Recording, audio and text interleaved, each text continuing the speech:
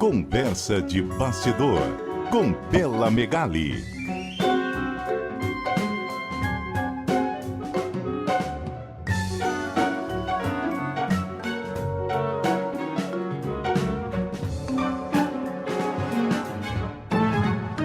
Oi, Bela, boa noite, tudo bem? Boa noite, Débora. Boa noite, Carol. Boa noite, ouvintes. Oi, Bela. Bela, vamos continuar falando aqui dos discursos na Assembleia Geral da ONU, o encontro de Donald Trump com o presidente Lula. Os elogios que Trump fez a Lula, de alguma forma, encurralaram os bolsonaristas? Débora, encurralaram sim, porque o Eduardo Bolsonaro e os bolsonaristas tinham um discurso de que eles tinham o monopólio da comunicação e do acesso ao presidente Donald Trump.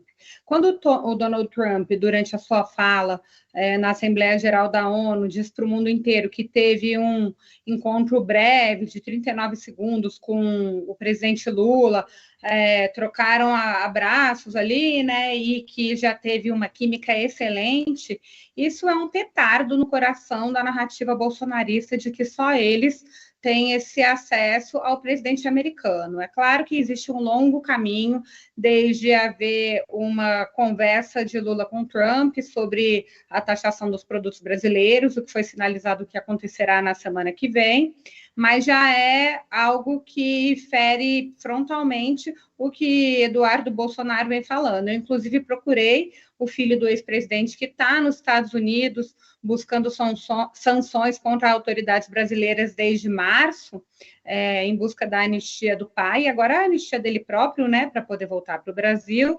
E o Eduardo Bolsonaro veio com uma fala minimizando esse gesto do Trump a Lula.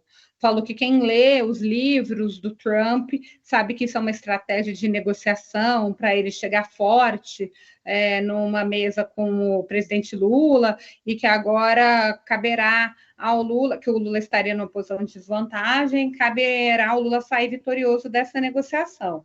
Agora, se tem um perdedor nisso, foi justamente Eduardo Bolsonaro, né, Débora? Com todo esse gesto ali, o presidente Trump esvazia esse discurso. Inclusive, eu falei com bolsonaristas de dentro e de fora do Congresso que usaram uma expressão curiosa para classificar essa semana. Eles falaram que estão vivendo uma semana bomba, desde a aprovação da urgência da anistia, que foi na quarta-feira passada.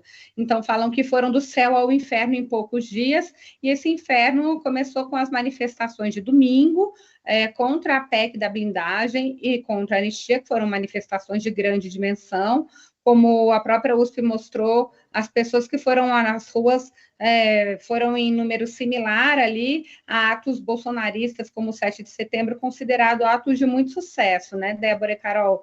Então, além disso, teve também essa agenda, esse revés que o Eduardo Bolsonaro está sofrendo na Câmara, a abertura de um processo ali que pode culminar na sua cassação, Hugo Mota vetando a indicação dele como líder, e agora essa fala do Trump com elogios ao Lula, que pegou especialmente os bolsonaristas de surpresa, né? Pegou todo mundo, mas os bolsonaristas de surpresa, que esperavam, aliás, Débora e Carol, ao contrário. Eu falei com congressistas do PL antes, e eles estavam na expectativa de que houvesse até uma citação a Jair Bolsonaro, uma citação dele como uma espécie de perseguido político, e não veio nada disso, né? O ex-presidente Jair Bolsonaro foi esquecido na fala do Trump.